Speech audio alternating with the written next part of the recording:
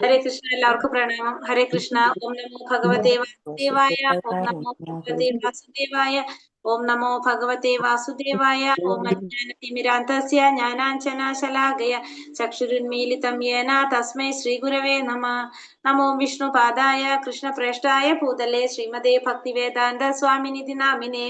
നമസ്തേ സാരസ്വതേ ദേവേ ഗൗരവാണി പ്രചാരിണേ നിർവിശേഷ ശൂന്യവാദി പാശ്ചാത്യദേശതാരിണേ. जय श्री कृष्ण चैतन्य प्रभु नित्यानंद श्री अद्वैत गदाधर श्रीवासादि गौर भक्त वृंद. हरे कृष्ण कृष्ण कृष्ण हरे हरे हरे राम राम राम हरे हरे. ഹരേ കൃഷ്ണ. ശ്രീ ശ്രീ രാധാ ഗോവിന്ദ് ടെമ്പിൾ ഇസ്കോൺ മാംഗ്ലൂരിന്റെ ഭക്തിരസാമൃത സിന്ധു ക്ലാസ്സിലേക്ക് എല്ലാവർക്കും സ്വാഗതം. ഹരേ കൃഷ്ണ. എല്ലാവർക്കും പ്രണാമം. ഇന്ന് നമ്മള് മൂന്നാമത്തെ അധ്യായം അല്ലെ, മൂന്നാമത്തെ അധ്യായത്തിൽ കുറച്ച് നമ്മൾ എടുത്തു അല്ലെ.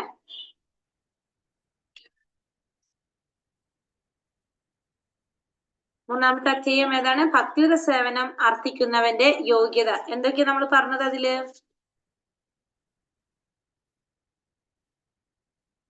മൂന്നാമത്തെ അധ്യായത്തിൽ എന്തൊക്കെയാ നമ്മൾ ഇന്നലെ കണ്ടത്? ഉത്തമാധികാരി, മധ്യമാധികാരി, പിന്നെ കനിഷ്ഠാധികാരി. സദാസമയം കൃഷ്ണനെ കുറിച്ച് ചിന്തിക്കുക. ധ്യാനത്തിലൂടെ മനസ്സ് സദാസമയം വിഷ്ണു രൂപത്തിൽ ആചരിക്കുക. ഒരു നിമിഷം പോലും ഭഗവാനെ മനസ്സശക്തി ഭാവത്തിന് സമാധി എന്ന് പറയുന്നു. ചതുർബഹുവായ വിഷ്ണു രൂപയെ വിബാഹുവിലുള്ള കൃഷ്ണരൂപത്തില് മനസ്സ് കേന്ദ്രീകരിക്കുക. പിന്നെ എന്താ പറഞ്ഞ ഭക്തിയുടെ സേവനം അർത്ഥിക്കുന്നതിന്റെ യോഗ്യതയില് ആരെ കുറിച്ച് പറഞ്ഞു? നമ്മള് സുകൃതികളെ കുറിച്ച് പറഞ്ഞിട്ടുണ്ടായിരുന്നു അല്ലെ. നമ്മൾ ഭഗവത്ഗീതയിൽ പഠിച്ചിട്ടുള്ള സുകൃതികളെ കുറിച്ചൊക്കെ പറഞ്ഞിട്ടുണ്ടായിരുന്നു ഇല്ലേ? 4 തരം ഭക്തന്മാരെ കുറിച്ച്. 4 തരം ആൾക്കാരാണുള്ളത് വിഭക്തിരണ്ട് അത് പറഞ്ഞു. പിന്നെന്താ പറഞ്ഞ? 3 ഭക്തന്മാരെ കുറിച്ച് പറഞ്ഞു. ഉത്തമ ഭക്തരും, കനിഷ്ഠ ഭക്തര്, മധ്യമ ഭക്തര്. കൃഷ്ണാബോധത്തിലേക്ക് ആകർഷവും മഹാഭാഗ്യത്തിന്റെ ചിഹ്നമാണ്. പിന്നെ ശരീരമല്ല കൃഷ്ണ പരമാത്മാവുമാണെന്നുള്ള ബോധം വരുത്തുന്നതിന് വേണ്ടി തന്റെ ഉറ്റബന്ധം സ്വന്തം ശരീരത്തോടായിരിക്കണം എന്ന് പറഞ്ഞു. പിന്നെന്താ പറഞ്ഞത് ഇന്നലെ? വരുമ്പോൾ പണം ആവശ്യം വരുമ്പോൾ. പിന്നെ ജിജ്ഞാസു, ജ്ഞാനി എന്നൊക്കെ ഉദാഹരണം പറഞ്ഞിട്ടുണ്ടായിരുന്നല്ലേ. ശരീരമല്ല ആത്മാവാണ് താൻ എന്നറിയുന്നവനാണ് ജ്ഞാനി. താൻ ജീവാത്മാവും കൃഷ്ണൻ പരമാത്മാവുമാണെന്ന ബോധം വരുന്നത് കൊണ്ട് തന്റെ ഉറ്റ ബന്ധം സ്വന്തം ശരീരത്തോടായിരിക്കരുത്, മറിച്ച് കൃഷ്ണനോട് ആയിരിക്കണമെന്ന് മനസ്സിലാക്കണം. ദുഃഖിതനും ധനം ആവശ്യമായി വന്നിരിക്കുന്നതും ജീവിതത്തിലേക്ക് കുറിച്ചുള്ള ഭൗതിക സങ്കല്പത്തിലാണ്. കാരണം ഈ പറഞ്ഞ രണ്ടും ശരീരവുമായി ബന്ധപ്പെട്ടതാണ്. ജിജ്ഞാസുവിന്റെ നില ഇവരുടേതിനേക്കാൾ അല്പം ഉയർന്നതാണ്. പക്ഷെ അപ്പോഴും അയാൾ ഭൗതിക വിധാനത്തിൽ തന്നെ. അതായത് ഭഗവാൻ ഏറ്റവും പ്രിയം ജ്ഞാനിയാണെന്ന് പറഞ്ഞു. കാരണം ജ്ഞാനിക്ക് എന്തില്ല? ഭൗതികമായിട്ടുള്ള ആഗ്രഹങ്ങളില്ല. എങ്ങനെയാണ്? നമ്മൾ ഈ പറഞ്ഞ ദുഃഖിതനേക്കാളും ധനകാംക്ഷിയേക്കാളും കുറച്ചും കൂടി ഉയർന്നവനാണ് ജിജ്ഞാസു. ഏറ്റവും താഴ്ത്തു നിൽക്കുന്നത് ദുഃഖിതനും ധനകാംക്ഷിയാണ്. കാരണം അവർക്ക് ഭൗതികമായ സങ്കല്പങ്ങളാണുള്ളത്. പക്ഷെ ജിജ്ഞാസു അതിനേക്കാളും കുറച്ച് ഉയർന്നവനാണ്. അതിനേക്കാളും ഉയർന്നവനാണ് ആര്? ജ്ഞാനി അല്ലെ. കൃഷ്ണൻ പരമാത്മാവാണ് അല്ലെങ്കിൽ പരബ്രഹ്മമാണെന്ന് ആർക്കറിയാം? ജ്ഞാനിക്ക് അറിയാനായിട്ട് സാധിക്കും. ജ്ഞാനിക്കതറിയാം. അത് കാരണം ജ്ഞാനിയും കൃഷ്ണനും തമ്മിലുള്ള ബന്ധം അതാണ്. പരമാത്മാവിനോട് വിട്ടു നിൽക്കുക തന്നെയാ. അത്രല്ലേ നമ്മള് പറഞ്ഞത്? അതെ. ഹരേ കൃഷ്ണ. അപ്പൊ അടുത്തതിലേക്ക് പോകാം. ഹരേ കൃഷ്ണ. ഓം നമോ ഭഗവതേ വാസുദേവായ. ഭൗതികമായ ക്ലേശദ്വേഗങ്ങളിൽ നിന്നും മുക്തനായി ജീവാത്മാക്കളെ മുഴുവൻ. സൗണ്ട് വരുന്നുണ്ടോ? എന്റെ ഇവിടെ നിന്ന് സൗണ്ട് കേൾക്കുന്നുണ്ടല്ലോ. ഉണ്ട് വരുന്നുണ്ട്. ഒരു സെക്കൻഡ്.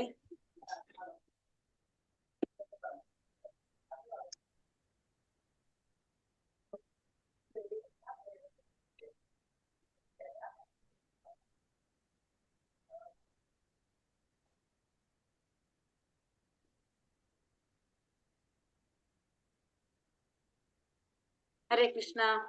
ഭൗതികമായ ക്ലേശദ്രാഗങ്ങളിൽ നിന്നും മുക്തനായി ജീവാത്മാക്കളെ മുഴുവനും തുല്യ നിലയിൽ കാണാനുള്ള അവസ്ഥ വരുമ്പോൾ ഒരുവൻ ഭക്തി സേവനത്തിന് യോഗ്യത നേടുന്നു എന്ന് ഭഗവത്ഗീത ഉറപ്പിച്ചു പറയുന്നു. അപ്പൊ ഭൗതികമായിട്ടുള്ള എല്ലാ ക്ലേശദ്രാഗങ്ങളിൽ നിന്നെല്ലാം മുക്തനായിട്ട് ജീവാത്മാക്കളെ മുഴുവനും എല്ലാ ജീവാത്മാക്കളെയും തുല്യമായിട്ട് കാണാൻ സാധിക്കുന്ന ഒരവസ്ഥ നമ്മൾ പറഞ്ഞു അല്ലെ. മഹാത്മാ എന്താ പറഞ്ഞത്?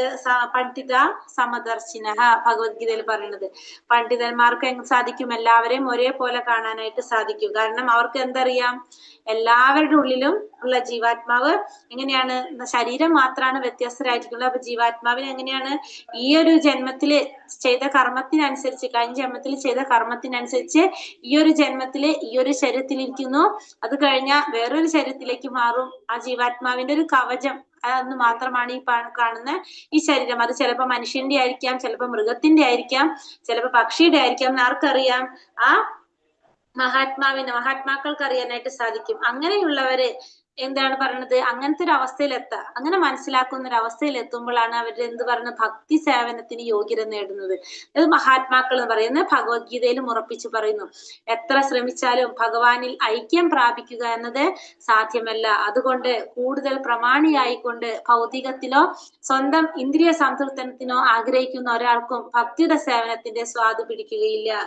എത്ര ശ്രമിച്ചാലും ഭഗവാനിൽ ഐക്യം പ്രാപിക്കുക എന്നുള്ളത് സാധ്യമല്ലാത്തത് കൊണ്ട് തന്നെ പ്രമാണിയായിക്കൊണ്ട് ഭൗതികത്തിലോ സ്വന്തം ഇന്ദ്രിയ സംതൃപ്തനത്തിലോ ആഗ്രഹിക്കുന്ന ഒരാൾക്കും എന്ത് ചെയ്യാൻ സാധിക്കില്ല?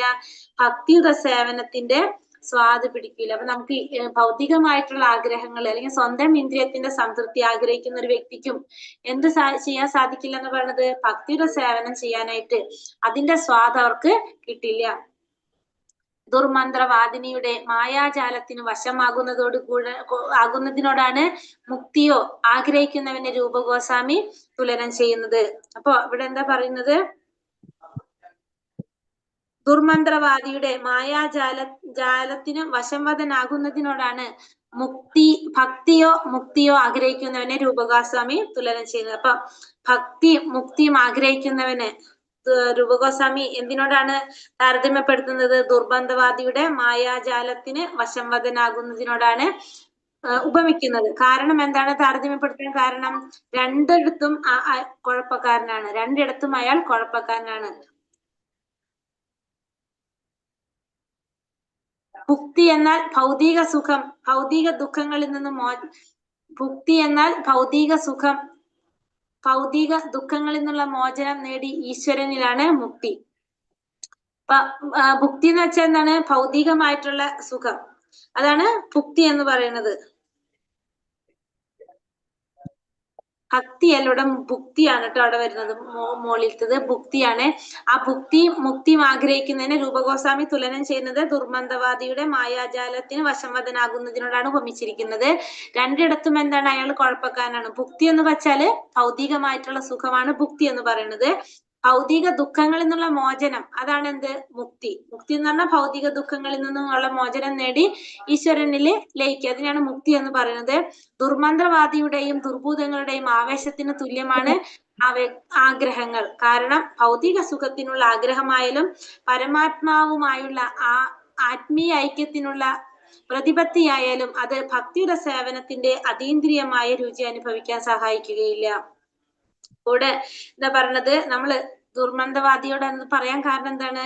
നമ്മുടെ ആഗ്രഹങ്ങള് ഭൗതിക സുഖത്തിനുള്ള ആഗ്രഹങ്ങളായാൽ തന്നെ, ഭൗതികമായിട്ടുള്ള സുഖത്തിനുള്ള ആഗ്രഹങ്ങളായാലും അതേപോലെ തന്നെ പരമാത്മാവുമായുള്ള ആത്മീയ ഐക്യത്തിനായുള്ള പ്രതിപത്തിയായാലും അത് എന്താണ്? ഭക്തിയുടെ സേവനത്തിന്റെ അതീന്ദ്രിയമായ രുചി അനുഭവിക്കാനായിട്ട് സാധിക്കില്ല. അപ്പൊ പരമാത്മാവിലേക്ക് പോയാലും ഭൗതികമായിട്ടുള്ള ആഗ്രഹങ്ങൾ അങ്ങനെ വെച്ചാലും നമുക്ക് എന്ത് സാധിക്കുന്നില്ല? ഭൗതികമായ സുഖങ്ങളാണെങ്കിൽ ഭൗതിക സുഖമാണ്. അപ്പൊ നമുക്ക് അവിടെ എന്തില്ല? നമുക്ക് ഭഗവാനെ കുറിച്ച് അറിയുന്നേ ഇല്ല. പക്ഷേ പരമാത്മാവാണെങ്കിലും നമുക്ക് എന്താണ് പറയുന്നത്, ആ ഭക്തിയുത സേവനത്തിന്റെ പരമാത്മാവില് നമ്മള് അഭയം പ്രാപിക്കുകയാണെങ്കിൽ നമുക്ക് എന്തിനെ കുറിച്ച് അറിയുന്നില്ല, ആ ഭക്തിയുത സേവനത്തെ കുറിച്ച് അറിയുന്നില്ല. ഭക്തിയുത സേവനത്തിന്റെ അതീന്ദ്രിയമായ രുചി അറിയണമെങ്കിൽ നമുക്ക് എന്ത് വേണം, ഭഗവത് സാക്ഷാത്കാരം വേണം. ഭഗവാന്റെ സാക്ഷാത്കാരം ഉണ്ടെങ്കിൽ നമുക്ക് എന്ത് സാധിക്കുള്ള, ഭക്തിയുടെ സേവനത്തെ കുറിച്ച് അറിയണമെങ്കിൽ ഭഗവാനെ മനസ്സിലാക്കണം. രണ്ടിടത്തും കുഴപ്പക്കാരനാണ്. ഭുക്തി എന്നാല് ഭൗതികമായ സുഖം, ഭൗതിക ദുഃഖങ്ങളിൽ നിന്നുള്ള മോചനം നേടി ഈശ്വര മോചനം, അതാണ് ഭുക്തി എന്ന് പറയുന്നത്. മുക്തി എന്ന് പറയുന്നത് എന്താണ്, ഭൗതികമായിട്ടുള്ള ദുഃഖങ്ങളിൽ നിന്ന് മോചനം നേടിയിട്ട് ഈശ്വരനെ ലയിക്കുക. അതിനാണ് നമ്മൾ എന്ത് പറയുന്നത്, മുക്തി എന്ന് പറയുന്നത്. മാതാജി ഹരേകൃഷ്ണ, ഭുക്തി എന്ന് പറഞ്ഞാൽ ഭൗതിക സുഖം എന്നാണോ അർത്ഥം? അതെ, ഭൗതിക സുഖം. മുക്തി, ഭുക്തി, ഭക്തി. അത് ഭുക്തി എന്നാണോ മാതാജി ഹരേഷ്ണ, അതോ ഭുക്തി എന്നാണോ? ഭക്തിയിൽ അവിടെ ഊട മാത്രം വരുമ്പോ ഭുക്തി. ഭുക്തിയല്ലേ, ഭുക്തി ഭുക്തി ഭുക്തി ഭുക്തി. അപ്പൊ അങ്ങനെ ഒരു വാക്കുണ്ടോ ഭുക്തിന്ന്? ഉണ്ട്, ഉണ്ട്. ഭുക്തി എന്നുള്ള വാക്കുണ്ട്. അതിന്റെ അർത്ഥം എനിക്കും അറിയത്തില്ലായിരുന്നു. ഭുക്തി ഉണ്ട്, ഭായയുടെ ഊക്കി മാത്ര.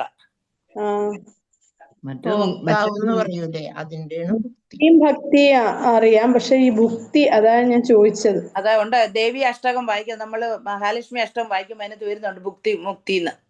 ഭക്തിമുക്തി പ്രദായിനി. ഭക്തിമുക്തി പ്രദായിനി, ഭുക്തിമുക്തി പ്രദായിനി എന്ന് വരുന്നുണ്ട്. ഭുക്തിമുക്തി പ്രദായിനി, ഭുക്തി ഉണ്ട് കേട്ടോ, ഭുക്തി ഉണ്ട്. ഭൗതികമായ സുഖം എന്നാണ് ഭുക്തി എന്ന ഭൗതികമായ സുഖം. ദുർമന്ത്രവാദിനിയുടെയും ദുർഭൂതങ്ങളുടെയും ആവേശത്തിന് തുല്യമാണ്. ദുർമന്ത്രവാദിനിയുടെയും ദുർഭൂതങ്ങളുടെയും ആവേശത്തിന് തുല്യമാണ് ആഗ്രഹങ്ങൾ.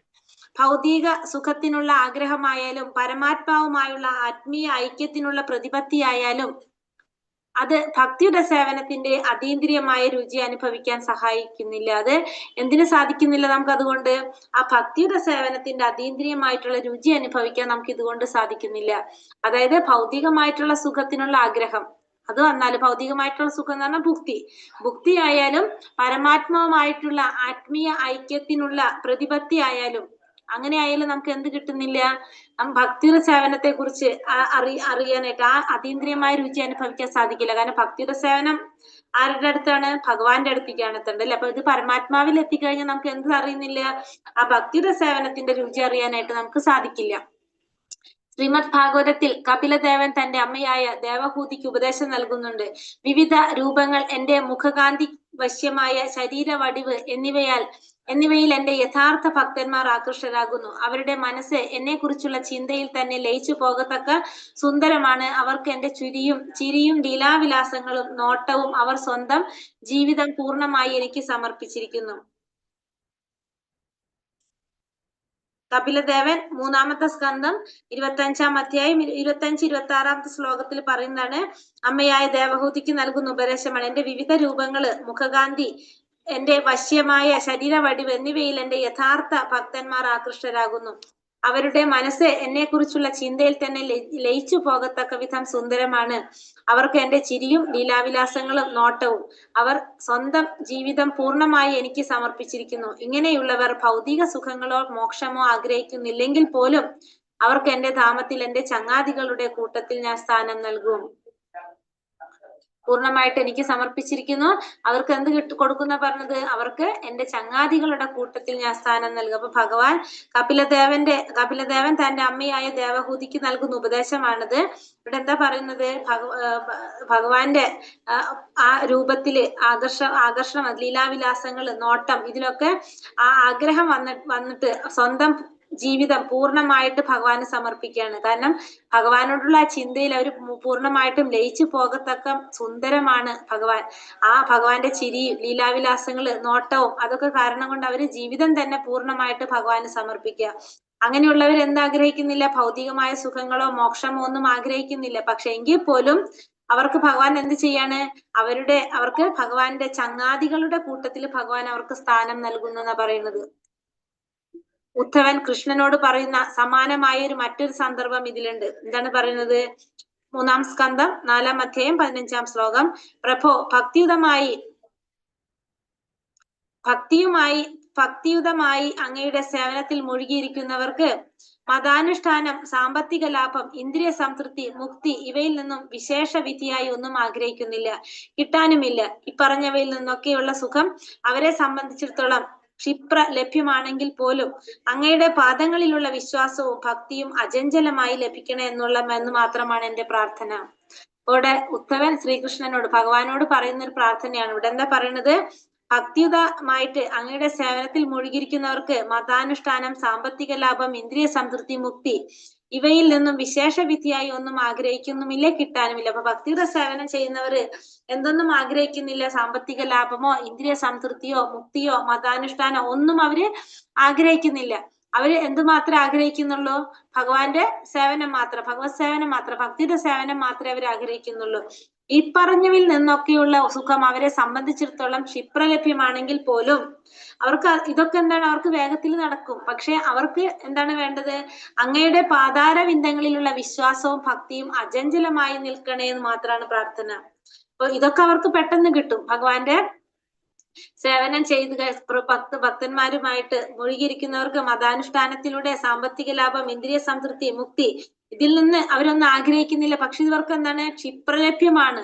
പക്ഷെ അവരെന്താ ആഗ്രഹിക്കുന്നത്? അങ്ങയുടെ പാദങ്ങളിലുള്ള വിശ്വാസവും ഭക്തിയും അചഞ്ചലമായിട്ട് നിൽക്കണേന്നാണ് ആരുടെ പ്രാർത്ഥന ഇവിടെ പറയുന്നത്? ഉദ്ധവര് പറയുന്നത്. ഉദ്ധവരുടെ പ്രാർത്ഥന പറയാണ്. അങ്ങനെ ഇരിക്കെ ഏറിപ്പോയാൽ സ്വർഗീയ ലോകങ്ങളിലേക്ക് ഉയർത്തപ്പെടാൻ മാത്രം സാധ്യതയുള്ള കാമികർമ്മികൾക്ക് എങ്ങനെയാണ് അങ്ങയെ മനസ്സിലാക്കാനാകുക?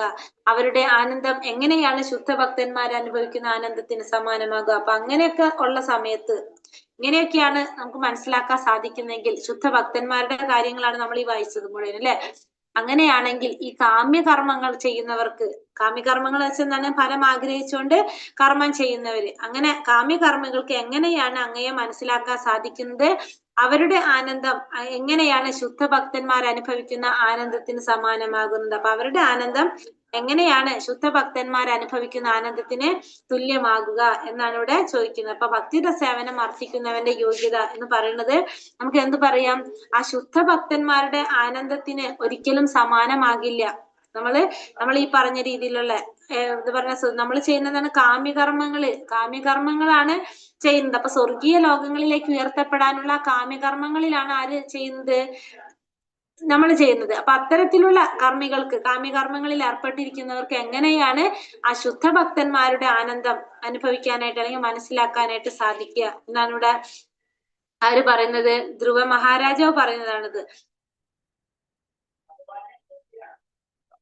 ശ്രീമദ് ഭാഗവത് ധ്രുവൻ പറയുന്നതാണ്, ഭഗവാൻ അങ്ങയുടെ പാതാരവിന്ദങ്ങളുടെ ധ്യാനത്തിൽ മുഴുകുമ്പോൾ ശുദ്ധഭക്തന്മാർ അനുഭവിക്കുന്ന അതീന്ദ്രിയ ആനന്ദത്തിന്റെ സമീപത്തെങ്ങാനും എത്താൻ ആത്മസാക്ഷാത്കാരത്തിലൂടെ നിർവ്യക്തികത അനുഭവിക്കുന്ന ആനന്ദത്തിന് സമാനമല്ല. അങ്ങനെ ഇരിക്കേറിപ്പോയാൽ, ധ്രുവ മഹാരാജാവ് പറയുന്നതാണ് കേട്ടോ. അതിൽ മീനിങ് മാത്രം ജസ്റ്റ് കുറച്ച് കൊടുത്തിട്ടുള്ളൂ. ഇത് ശ്രീമദ് ഭാഗവതം 4-ാം സ്കന്ധം 9-10 ശ്ലോകത്തില് ധ്രുവ മഹാരാജാവ് പറയുന്നതാണിത്. ഹരേ കൃഷ്ണ. ഈ അധ്യായം കഴിഞ്ഞു തോന്നുന്നു അല്ലെ. ഹരേ കൃഷ്ണ കൃഷ്ണ കൃഷ്ണ ഹരേ ഹരേ, ഹരേ രാമ രാമ രാമ ഹരേ ഹരേ. ഹരേ കൃഷ്ണ. അടുത്തത് കുറച്ചെടുത്തിട്ട് ഇതിന്റെ ക്വസ്റ്റ്യൻ ആൻസർ. ഇതിൽ കുറെ ഉണ്ടോ മാതാജി ക്വസ്റ്റ്യൻസ്? 20 എണ്ണം ഉണ്ട് മാതാജി. ഇതിൽ ഈ അധ്യായത്തിലല്ല, പഠിക്കാൻ പോകുന്നതിനകത്ത്. ഇതിനകത്ത് കുറച്ചേ ഉള്ളൂ. ഇതിനകത്ത് 12 എണ്ണം. 12 ഉള്ളൂ. മൂന്നാമത്തേല് അതിൽ ഒരെണ്ണം മാതാജി പറഞ്ഞില്ല. മറ്റേ ഭഗവാന്റെ ചൈതന്യ മഹാപ്രഭുവിന്റെ ഒരു പ്രാർത്ഥനയുണ്ട് ചോദ്യത്തിൽ, അത് പിന്നെ പറഞ്ഞില്ല. അത് ക്ലാസ് എടുക്കുമ്പോ നമുക്ക് ക്വസ്റ്റ്യൻ നോക്കുമ്പോ പറഞ്ഞു. അപ്പൊ ഇത് കുറച്ചെടുത്തിട്ട് നമുക്ക് കടക്കാം. അതിന്റെ ക്വസ്റ്റ്യൻ ഇടണോ മാതാജി? ഇപ്പൊ വേണ്ട, ഇത് നാളേക്ക് ആവുണ്ടാവുള്ളല്ലോ മിക്കവാറും. ഹരേ കൃഷ്ണ മാതാജി. ഹരേ കൃഷ്ണ. ഇത്രയും ഇപ്പൊ ഇത് 3 അധ്യായം പഠിച്ചിട്ട് ഇപ്പൊ ഒരു എക്സാം ഇടാമെങ്കിൽ എനിക്ക് മാതാജി മുട്ട പോലും തരത്തില്ല, കാരണം എനിക്ക് ഒന്നും അറിയത്തില്ല. ഹരേ കൃഷ്ണ മാതാജി. ഇത് കുഴപ്പമില്ല, പഠിക്കാം. ഹരേ കൃഷ്ണ. ഞാൻ പറഞ്ഞുതരാം അതിനുള്ള വഴി നിങ്ങൾക്ക്. ഭക്തിയുടെ സേവനം മുക്തിക്കും അപ്പുറത്താണ്. അധ്യായം 4 ഭക്തിയുടെ സേവനം മുക്തിക്കും അപ്പുറത്താണ്. ഭക്തിയുടെ സേവനം എന്ന് പറയുന്നത് എന്താണ്?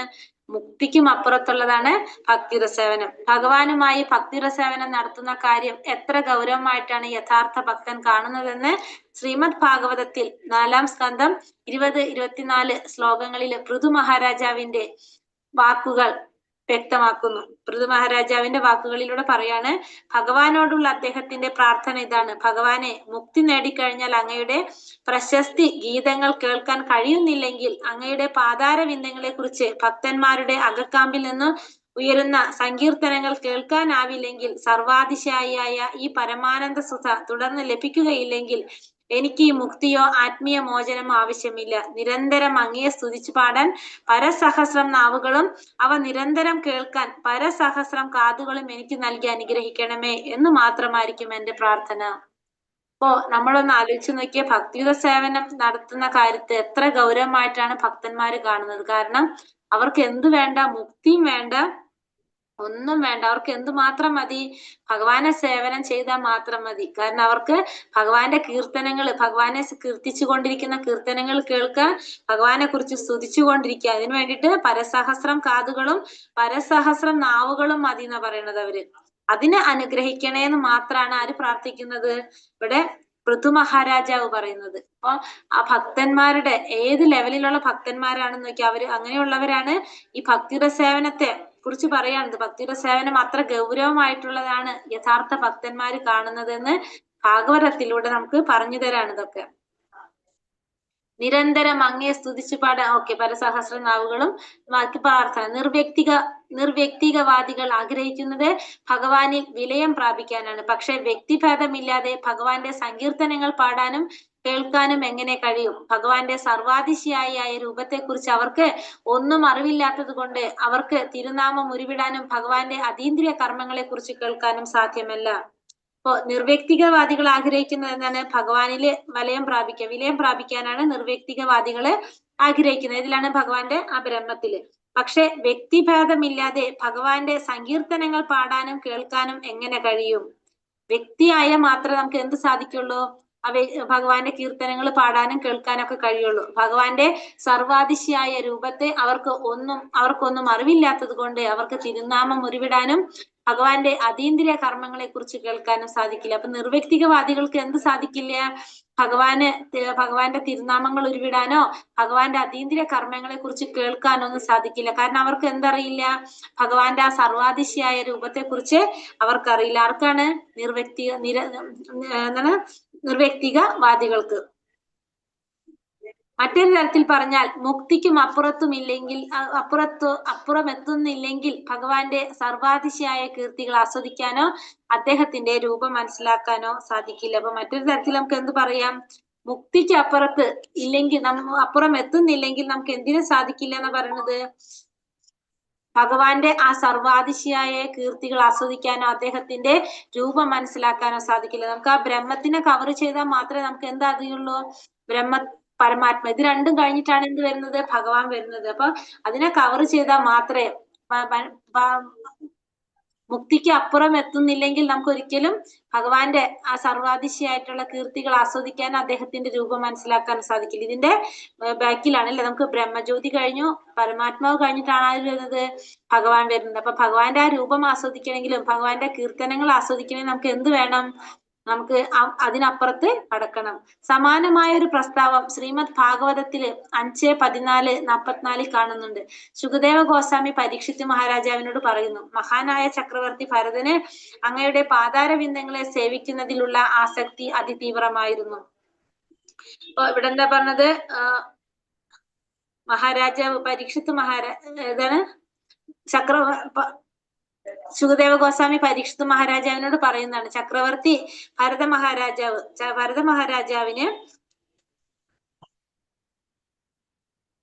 മഹാരാജാവിന് ഭഗവാന്റെ പാതാരവിന്ദങ്ങളെ സേവിക്കുന്നതിനുള്ള ആസക്തി അതിതീവ്രമായിരുന്നു ഭരത മഹാരാജാവിന്. നമുക്കറിയാവുന്നതാണ് അല്ലെ.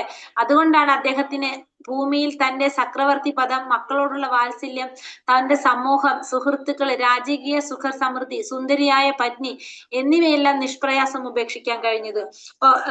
ഭരത മഹാരാജാവ് നമുക്ക് ഓർമ്മയുണ്ടാവില്ലേ? നമുക്ക് മാനിന്റെ കഥ നമുക്ക് ഓർമ്മയില്ലേ? ഭരത മഹാരാജാവിനെ കുറിച്ച് പറഞ്ഞ ഭരത മഹാരാജാവ് ഭഗവാനോടുള്ള ഒരു ആസക്തി കാരണം കൊണ്ടാണ് അദ്ദേഹം എന്തൊക്കെ ഉപേക്ഷിച്ചു.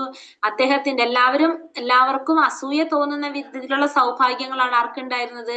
ഭരത മഹാരാജാവിന് ഉണ്ടായിരുന്നത്.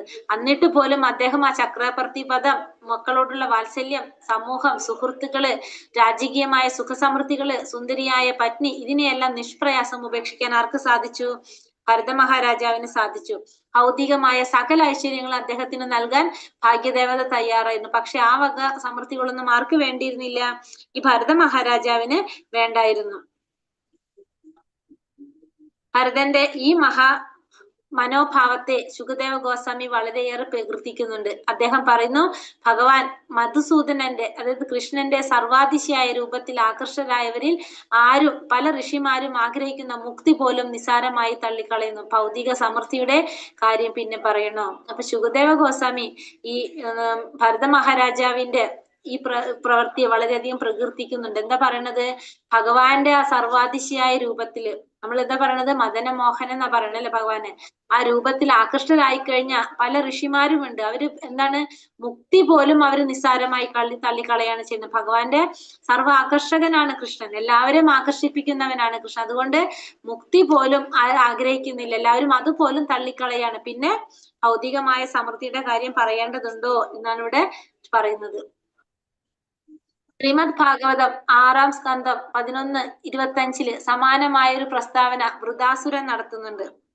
എന്തോടെ വൃതാസുരൻ നടത്തുന്ന ഒരു പ്രാർത്ഥനയുണ്ട്. എന്താ പറയണത്? ഭഗവാനെ, ഭക്തിയുടെ സേവനം ഉപേക്ഷിച്ചാൽ ഒരു പക്ഷേ എന്നെ ധ്രുവലോകത്തിലേക്ക് ഉയർത്തിയെന്ന് വരാം, അതല്ലെങ്കിൽ പ്രപഞ്ചത്തിലെ സർവ്വലോകങ്ങളുടെയും അധിപതിയാക്കിയെന്നും വരാം. എന്നാൽ എനിക്കത് വേണ്ട, യോഗാസിദ്ധികളും വേണ്ട, ആത്മീയ വിമോചനവും ഞാൻ ആഗ്രഹിക്കുന്നില്ല. അങ്ങയുമായുള്ള സമ്പർക്കവും അനശ്വരവും സർവാതിശയമായ സേവനം അങ്ങേക്ക് ചെയ്യാനുള്ള അവസരം എനിക്ക് വേണ്ടു. ഇവിടെ എന്താ പറയണത്? വൃതാസുരൻ പ്രാർത്ഥിക്കുന്നതാണ്. വൃതാസുരൻ എന്താ പ്രാർത്ഥിക്കുന്നത്? ഭക്തിയുടെ സേവനം ഉപേക്ഷിച്ചു കഴിഞ്ഞാൽ ഒരു പക്ഷെ എന്നെ എവിടേക്ക് ഉയർത്താം? ധ്രുവലോകത്തിലേക്ക് ഉയർത്താം, അതല്ലെങ്കിൽ സർവ്വലോകത്തിന്റെയും അധിപതിയാക്കാം, യോഗാസിദ്ധികൾ കിട്ടാം. പിന്നെന്താണ്? അതൊന്നും എനിക്ക് വേണ്ട. എനിക്ക് എന്ത് മാത്രമേ വേണ്ടൂ? ഭഗവാനുമായിട്ടുള്ള സമ്പർക്കം, അനശ്വരമായിട്ടുള്ള സർവാതിശയായിട്ടുള്ള സേവനം, അത് ചെയ്യാനുള്ള അവസരം മാത്രമേ എനിക്ക് വേണ്ടൂ എന്നാണ് ഇവിടെ ആര് പ്രാർത്ഥിക്കുന്നത്? വൃതാസുരന്റെ പ്രാർത്ഥന വരുന്നത്. മാതാജി, ഇതിന്റെ അകത്ത് ഭക്തിയുത സേവനം ഉപേക്ഷിച്ചാന്ന് പറഞ്ഞിട്ടല്ലേ ഇതെല്ലാം പറയുന്നത്? അതൊന്നാണ് അങ്ങനെ. ഭക്തി സേവനം ഉപേക്ഷിച്ചു കഴിഞ്ഞാൽ എന്ന് പറഞ്ഞാല്, അതായത് ഭക്തി സേവനം വേണ്ടെന്ന് വെച്ചാൽ ഇതൊക്കെ എനിക്ക് കിട്ടും, പക്ഷെ എനിക്ക് ഇതൊന്നും വേണ്ട. എനിക്ക് എന്ത് മാത്രം മതി? ഭക്തിയുടെ സേവനം മാത്രം മതി.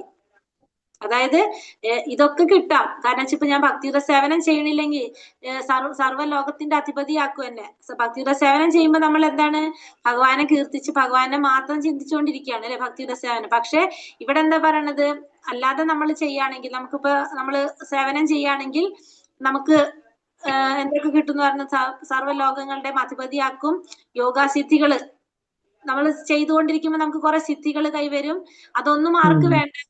ഇതൊന്നും വേണ്ട. പക്ഷെ എന്തുമാത്രം മതി? മുക്തിയും വേണ്ട, ഒന്നും വേണ്ട. എന്തുമാത്രം മതി? ഭക്തിയുടെ സേവനം ചെയ്യുക. ഭക്തിയുടെ സേവനം ചെയ്യുമ്പോ എന്താ പറഞ്ഞത്? ഭഗവാന്റെ സേവനം ചെയ്യുക, ഭഗവാനെ കീർത്തിച്ച് ഭഗവാന്റെ സേവനം ചെയ്തുകൊണ്ടിരിക്കുക. അതല്ല പറഞ്ഞ ഭഗവാനെ കീർത്തിക്കുക, ഭഗവാനെ സേവനം ചെയ്യുക. അത് മാത്രമേ ആഗ്രഹിക്കുന്നുള്ളൂ എന്ന് പറഞ്ഞു. നേരത്തെ പറഞ്ഞില്ലേ, എത്ര കണ്ണുകളും എത്ര നാവുകളും ഉണ്ടാവട്ടെ, കാരണം ഭഗവാനെ കീർത്തിക്കുക, അത് കേൾക്കുക, അത് മാത്രമേ ആഗ്രഹിക്കുന്നുള്ളൂ. അതായത് ഭഗവാന്റെ ആ രൂപത്തിനെ മാത്രം നമ്മൾ ചിന്തിച്ച്, നമ്മൾ ആ രൂപത്തിനെ മാത്രം സേവനം ചെയ്തു പോകാം. ഭഗവാന് ആ ഒരു വ്യക്തിയെ സേവനം ചെയ്തു പോകാൻ മാത്രം ആരാഗ്രഹിക്കുന്നുള്ളൂ? ഭക്തന്മാർ ആഗ്രഹിക്കുന്നുള്ളൂ. മുക്തിയും വേണ്ട, ഒന്നും വേണ്ട. അവർക്ക് എന്ത് മാത്രം മതി? ആ ഭഗവാൻ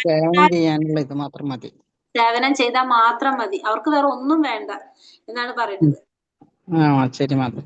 ഇനി മഹാദേവൻ സതീദേവിയോട് പറയുന്നത്, സതീദേവിയോട് എന്താ പറയുന്നത് മഹാദേവൻ? ശ്രീമദ് ഭാഗവതത്തിലെ 6-ാം സ്കന്ധം 7:28 ശിവൻ സതീദേവിയോട് പറയുന്ന വാക്കുകൾ എന്താ പറയണ? പ്രിയേ, നാരായണനിൽ, അതായത് ഭഗവാനിൽ ഭക്തിയുള്ളവർ ഒന്നിനെയും ഭയപ്പെടുന്നില്ല. ഉപരിലോകങ്ങളിലേക്ക് ഉയർത്തപ്പെട്ടാലും അവർക്ക് ഭൗതിക മാലിന്യങ്ങളിൽ നിന്ന് നിത്യമുക്തി ലഭിച്ചാലും അതല്ല നരക സമാനമായ ജീവിതാവസ്ഥയിലേക്ക് ചവിട്ടി താഴ്ത്തപ്പെട്ടാലും അവര് ഒന്നിനെയും ഭയപ്പെടുന്നില്ല. അപ്പൊ ഇവിടെ പറയുന്നത് എന്താണ്? ശിവൻ സതീദേവിയോട് പറയാണ്, നാരായണനിൽ ഭക്തിയുള്ളവര് ഒന്നിനെയും ഭയപ്പെടില്ല. ഉപരിലോകങ്ങളിലേക്ക് ഉയർത്തപ്പെട്ടാലും, അതായത് ഉപരിലോകങ്ങളിലേക്ക് ഉയർത്തപ്പെടാൻ വെച്ചിട്ടുണ്ടെങ്കിൽ നമ്മൾ ചെയ്തത് പുണ്യകർമ്മങ്ങൾ, സത്കർമ്മങ്ങൾ ചെയ്യുമ്പോഴാണ് നമുക്ക് ഉപരിലോകങ്ങളിലേക്ക് പോകേണ്ടി വരുന്നത്.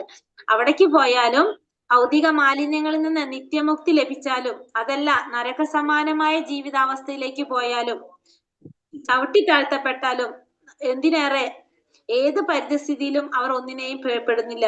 കാരണം ഭഗവാന്റെ നാരായണന്റെ പാതാരവിന്ദങ്ങളിൽ അഭയം പ്രാപിച്ചിരിക്കുന്ന ഒറ്റ കാരണം കൊണ്ട് തന്നെ അവർക്ക് ഭൗതിക ലോകത്തിൽ ഏത് പരിതസ്ഥിതിയും എങ്ങനെയാണ് സമാനമാണ്. അപ്പൊ ഭഗവാന്റെ പാതാരവിന്ദങ്ങൾ അഭയം പ്രാപിച്ചു കഴിഞ്ഞാൽ നമുക്ക് എല്ലാതും എങ്ങനെയാണ് ഒരേപോലെയാണ്. സുഖമായാലും ദുഃഖമായാലും എല്ലാ സന്തോഷവും സന്താപം എല്ലാതും എങ്ങനെയാണ് ഒരേപോലെയാണ്. നമുക്ക് ഒന്നിനെ കുറിച്ചും ഒരു ചിന്തയില്ല. എല്ലാതും ഭഗവാനെ സമർപ്പിച്ചു കഴിഞ്ഞാൽ ഭഗവാൻ അഭയം പ്രാപിച്ചു കഴിഞ്ഞാൽ ആ ഒറ്റ കാരണം കൊണ്ട് തന്നെ അവർക്ക് ഭൗതിക ലോകത്തിലുള്ള ഏത് പരിതസ്ഥിതിയും സമാനമാണ് എന്നാണ് ഇവിടെ പറയുന്നത്.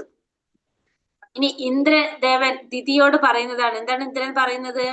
6-ാം സ്കന്ധം 8-ാം അധ്യായം 74-ാമത്തെ ശ്ലോകത്തിൽ പറയുന്നു, ഇന്ദ്രൻ ദിതിയോട് പറയുന്നത്, അമ്മേ, എല്ലാ വിധത്തിലുള്ള ആഗ്രഹങ്ങളും ഉപേക്ഷിച്ച് ഭഗവാങ്കൽ ഭക്തിയുടെ സേവനം ചെയ്യുന്നവർക്കറിയാം അവരുടെ താല്പര്യം എന്തെന്ന്. അവരാണ് ജീവിത പൂർണ്ണതയിലേക്ക് പുരോഗമിക്കുന്ന കാര്യത്തിൽ ഏറ്റവും വിദഗ്ധൻ. അപ്പൊ എല്ലാ തരത്തിലുള്ള ആഗ്രഹങ്ങളും ഉപേക്ഷിച്ച് ഭക്തിയുടെ സേവനം ചെയ്യുന്നവർക്കാണ് എന്ത് മനസ്സിലാക്കുന്നത്?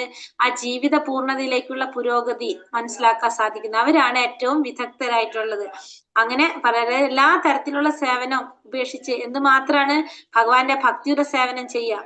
അവർക്ക് മനസ്സിലാക്കാൻ സാധിക്കും ആ ജീവിതത്തിന്റെ പരിപൂർണതയിലേക്ക് പുരോഗമിക്കുന്ന ഇതെന്താണ് എന്ന് മനസ്സിലാക്കാനായിട്ട് സാധിക്കും. അവരാണ് ഏറ്റവും വിദഗ്ധരായിട്ടുള്ളത്. വേറെ എല്ലാ തരത്തിലുള്ള ആഗ്രഹങ്ങളും ഉപേക്ഷിച്ച് ഭക്തിയുടെ സേവനം ചെയ്യുന്നവര്.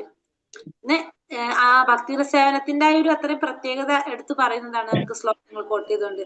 ഇനി പ്രഹ്ലാദ മഹാരാജാവ് പറയുന്ന ശ്രീമദ് ഭാഗവത സന്ദർഭം 7-ാം സ്കന്ധം 6-ാം അധ്യായം 25.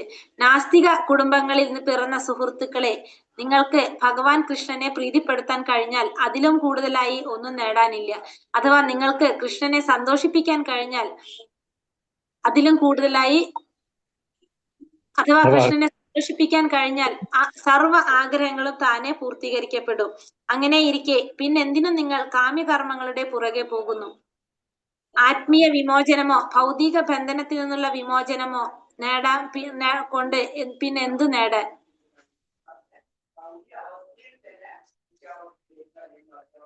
പിന്നെന്തു നേടാൻ? സദാ തിരുനാമം ഉരുവിടുകയും നന്തിരുവടിയുടെ പാതാരവിന്ദങ്ങളിലെ സുധ ആസ്വദിക്കുകയും ചെയ്യുന്നവന് ഇപ്പറഞ്ഞതിന്റെ ഒന്നും ആവശ്യമില്ല. ഇവിടെ എന്താ പറയണത്? പ്രഹ്ലാദ മഹാരാജാവ് ശ്രീമദ് ഭാഗവത സന്ദർഭം പറയുന്നതാണ് ഇവിടെ. നാസ്തിക കുടുംബങ്ങളിൽ പിറന്ന സുഹൃത്തുക്കളെ, നിങ്ങൾക്ക് ഭഗവാൻ കൃഷ്ണനെ പ്രീതിപ്പെടുത്താൻ കഴിഞ്ഞാല് അതിനും കൂടുതൽ നമുക്കൊന്നും ചെയ്യാനില്ല. ഭഗവാനെ പ്രീതിപ്പെടുത്തുക എന്നുള്ളതാണ് ഏറ്റവും വലിയ കാര്യം. ഇനി അഥവാ ഭഗവാനെ സന്തോഷിപ്പിക്കാൻ കഴിഞ്ഞാലോ സർവ്വ ആഗ്രഹങ്ങളും താനെ പൂർത്തീകരിക്കപ്പെടുകയും ചെയ്യും. ഭഗവാനെ സന്തോഷിപ്പിക്കാൻ കഴിഞ്ഞാൽ നമ്മുടെ ആഗ്രഹങ്ങൾ മുഴുവനും തന്നെത്താനെ പൂർത്തീകരിക്കപ്പെടും. പിന്നെ എന്തിനാണ് നിങ്ങൾ എന്തിന്റെ പിന്നാലെ പോണത്? കാമ്യകർമ്മങ്ങൾ വെച്ചാല് ഫലം ആഗ്രഹിച്ചുകൊണ്ട് കർമ്മം ചെയ്യാണ് അല്ലെ.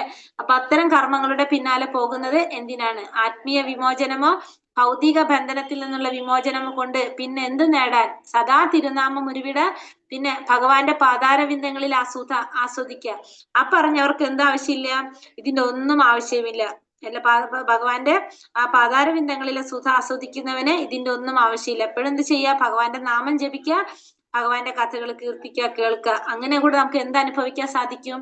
ആ ആനന്ദം, പരമാനന്ദം അനുഭവിക്കാനായിട്ട് സാധിക്കും. തിരുനാമം ജപിക്കുകയും ഭഗവത് കഥകൾ കീർത്തിക്കുകയും ചെയ്യുന്നതിൽ ആനന്ദം അനുഭവിക്കുകയും ചെയ്യുന്നവർ എല്ലാവിധത്തിലുള്ള ഭൗതികമായിട്ടുള്ള അനുഗ്രഹലബ്ധിക്കും ഉപരിയാണെന്ന് പ്രഹ്ലാദ മഹാരാജാവിന്റെ ഈ പ്രസ്താവന വെളിവാക്കുന്നു. ധർമാനുസൃതമായ കാമ്യകർമ്മങ്ങൾ, യജ്ഞങ്ങൾ എന്നിവ കൊണ്ടുന്ന് ലഭിക്കുന്ന നേട്ടങ്ങളും എന്തിനധികം ഭൗതിക ബന്ധനത്തിൽ നിന്നുള്ള മോചനത്തിന് പോലും ഈ ആനന്ദം താഴെയാണ്. അപ്പോ നമ്മൾ ചെയ്യുന്ന ധർമാനുസൃതമായിട്ടുള്ള കാമ്യകർമ്മങ്ങൾ ചെയ്യുന്നത് കൊണ്ടോ യജ്ഞങ്ങൾ അനുഷ്ഠിക്കുന്നത് കൊണ്ടോ നമുക്ക് ലഭിക്കുന്ന നേട്ടങ്ങളും ഈ ഭൗതിക ബന്ധനത്തിൽ നിന്നുള്ള മോചനം അതിൽ നിന്ന് കിട്ടുന്ന ആനന്ദത്തിനേക്കാളും താഴെയാണ് എന്ന് പറയാം നമുക്ക്. ഏതാണ് പറഞ്ഞത്? ആ ഭൗതിക ആനന്ദം അനുഭവിക്കുന്നത് ഭഗവാന്റെ തിരുനാമം ജപിക്കുക, ഭഗവത് കഥകൾ കീർത്തിക്കുന്നതും കേൾക്കുകയും ചെയ്യുന്നതിലൂടെ ആനന്ദം അനുഭവിക്കുകയും ചെയ്യുന്നവർ എല്ലാവിധത്തിലുള്ള ഭൗതിക അനുഗ്രഹ ലബ്ധിക്കും ഉപരിയാണെന്ന് പ്രഹ്ലാദ മഹാരാജാവിന്റെ പ്രസ്താവന വെളിവാക്കുന്നു. ധർമാനുസൃതമായ കാമ്യകർമ്മങ്ങൾ, യജ്ഞങ്ങൾ എന്നിവ കൊണ്ട് ലഭിക്കുന്ന നേട്ടങ്ങളും ഭൗതിക ബന്ധനത്തിൽ നിന്ന് ലഭിക്കുന്ന മോചനം ഈ ആനന്ദത്തിന് താഴെയാണ്. ആ ആനന്ദം, പരമാനന്ദം എന്ന് പറയുന്നത് ഇതിനേക്കാളും താഴെയാണെന്ന് പറയുന്നത്. അതായത് ഭൗതികമായിട്ടുള്ള നേട്ടങ്ങള്, പറഞ്ഞ യജ്ഞങ്ങള്, കാമ്യകർമ്മങ്ങളൊക്കെ ചെയ്ത് കിട്ടുന്ന നേട്ടങ്ങളെക്കാളും മുകളിലാണ് എന്ത് നമുക്ക് മനസ്സിലാക്കുക, ഭക്തിയുടെ സേവനത്തിൽ നിന്ന് കിട്ടുന്ന ആ ആനന്ദം എന്ന് പറയുന്നത്. ഇനി ദുർവാസാവിനോട് ഭഗവാൻ വൈകുണ്ഠനാഥൻ പറയുന്നത്, ദുർവാസാവിന്റെ ഭാഗവതത്തിൽ 9-ാം സ്കന്ധം 4-ാം അധ്യായം 67-ാം ശ്ലോകത്തിൽ ദുർവാസാവിനോട് ഭഗവാൻ വൈകുണ്ഠനാഥൻ പറയുന്നത് ശ്രദ്ധേയമാണ്. എനിക്ക് വേണ്ടി ഭക്തിയുടെ സേവനത്തിൽ ഏർപ്പെടുന്നതിൽ സംതൃപ്തി അടയുന്നവരാണ് എന്റെ യഥാർത്ഥ ഭക്തന്മാരെല്ലാം. അതുകൊണ്ട് 5 തരത്തിലുള്ള മുക്തിയിൽ ഒന്നുപോലും ആഗ്രഹിക്കുന്നില്ല. അപ്പൊ ദുർവാസാവിനോട് പറയുന്നതാണ് ഭഗവാൻ. എന്താണ്? ഭഗവാന്റെ ഭക്തിയുടെ സേവനം ചെയ്യാനായിട്ട് തൽപരരായിട്ടുള്ളവരാണ് ആര്? ഭഗവാന്റെ ഭക്തന്മാരെല്ലാവരും തന്നെ. അവരെന്തും ആഗ്രഹിക്കുന്നില്ല. 5 തരത്തിലുള്ള മുക്തിയിൽ ഒരെണ്ണം പോലും ആരാഗ്രഹിക്കുന്നില്ല? ഭഗവാന്റെ ഭക്തന്മാർ ആഗ്രഹിക്കുന്നില്ല. ഏതൊക്കെയാണ് 5 തരം മുക്തി? സായുജ്യം, സാമീപ്യം, സാരൂപ്യം, സാലോക്യം, സാഷ്ട്യം. ഒരെണ്ണം കൂടിയുള്ളത് സാഷ്ട്യം. ഇതൊന്നും ആരാഗ്രഹിക്കുന്നില്ല? ഭഗവാന്റെ ഭക്തന്മാർ ആഗ്രഹിക്കുന്നില്ല. അവര് ഭഗവാന്റെ ഭക്തിയുടെ സേവനത്തിൽ ഏർപ്പെടാനാണ് അവർക്ക് ഏറ്റവും കൂടുതൽ താല്പര്യമുള്ളത്. ഭഗവാന്റെ യഥാർത്ഥ ഭക്തന്മാർ ഈ 5 മുക്തികളില് ഒന്ന് പോലും ആഗ്രഹിക്കുന്നില്ല. ഇനി കാളിയന്റെ ഭാര്യമാരുടെ പ്രാർത്ഥന, നാഗപത്നിമാരുടെ പ്രാർത്ഥന എന്താ പറയുന്നത്? അതിലും പറയുന്നത് ഭാഗവതം 10-ാം സ്കന്ധം 16-ാം അധ്യായം 37-ാം ശ്ലോകത്തിൽ പറയുന്നത്, നാഗപത്നിമാർ പറയുന്നത് എന്താണ്? ഭഗവാൻ, അങ്ങയുടെ പാതാരവിന്ദങ്ങളിലെ രേണുക്കൾ അത്ഭുതകരങ്ങളാണ്. ആ പാദപാംസുക്കൾ നേടാൻ ഭാഗ്യം സിദ്ധിച്ചവർ സ്വർഗലോകമോ പ്രപഞ്ചാധിപത്യമോ അത്യന്തം രഹസ്യമായ വിമോചനമോ പോലും രഹസ്യമായ യോഗാസിദ്ധികളോ ഭൗതിക ആസ്തിത്വത്തിൽ നിന്നുള്ള വിമോചനമോ പോലും നിസാരമായി കണക്കാക്കുന്നു. മറ്റു തരത്തിൽ പറഞ്ഞാൽ ആ പാദപാംസുക്കൾ അണിയുന്നവർ മറ്റു സിദ്ധികളെയൊക്കെ തൃണം പോലെ കണക്കാക്കുന്നു. അപ്പൊ നാഗപത്നിമാരുടെ പ്രാർത്ഥനകൾ എന്താണ്? ഭഗവാന്റെ പാതാരവിന്ദങ്ങളിലെ രേണുക്കൾ അത്ഭുതകരമായിട്ടുള്ളതാണ്. ആ പാദപാംസുക്കൾ നേടാൻ ഭാഗ്യം സിദ്ധിച്ചവര് സ്വർഗലോകോ പ്രപഞ്ചാധിപത്യോ അത്യന്ത രഹസ്യമായ യോഗാസിദ്ധികളോ ഭൗതികമായ അസ്തിത്വത്തിൽ നിന്നുള്ള വിമോചനമോ നിസ്സാരമായി കാണും. ഇതൊന്നും അവർ ആഗ്രഹിക്കുന്നില്ല. ഭഗവാന്റെ ആ പാദപാംസുക്കൾ നേടാൻ ഭാഗ്യം സിദ്ധിച്ചവര് ഈ പറഞ്ഞ തരത്തിലുള്ള യാതൊരു കാര്യങ്ങളും അവരൊക്കെ അതിനൊക്കെ നിസ്സാരമായിട്ടാണ് കാണുന്നത്. അതൊന്നും അവർ ആഗ്രഹിക്കുന്നില്ല. ആ പാദപാംസുക്കൾ അണിയുന്നവർ മറ്റു സിദ്ധികളെയൊക്കെ തൃണം പോലെ കണക്കാക്കും. അവരെങ്ങനെയാ കാണുന്നതിന്? മറ്റുള്ളതിനൊക്കെ തൃണം പോലെയാണ് ഇതിനൊക്കെ കാണുന്നത്.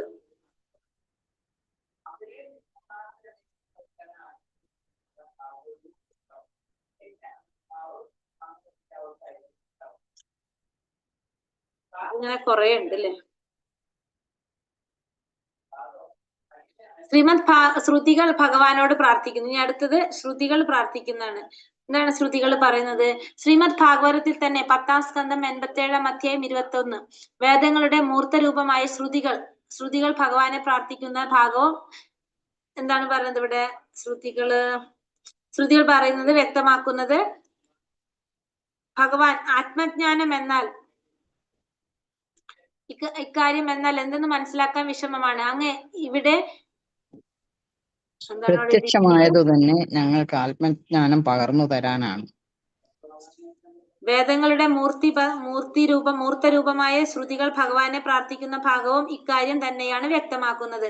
ഭഗവാൻ ആത്മജ്ഞാനം വന്നാൽ എന്തെന്ന് മനസ്സിലാക്കാൻ വിഷമമാണ്. അങ്ങ് ഇവിടെ പ്രത്യക്ഷമായത് തന്നെ ഞങ്ങൾക്ക് ആത്മജ്ഞാനം പകർന്നു തരാനാണ്. അതുകൊണ്ട് തന്നെ ജീവാൻമുക്തരായ ആത്മീയ ആചാര്യന്മാരുമായി ബന്ധം പുലർത്താൻ വേണ്ടി ഗാർഹിക സുഖാനുഭൂതികളെല്ലാം ത്യജിച്ച് ഇവിടെ തന്നെ ഇരിക്കുന്നവരും അങ്ങേക്ക് വേണ്ടി ഭക്തിയുടെ സേവനത്തിൽ മാത്രം നിരതരുമായ ഭക്തന്മാർ മുക്തിയെ നിസ്സാരമായി തള്ളിക്കളയുന്നു.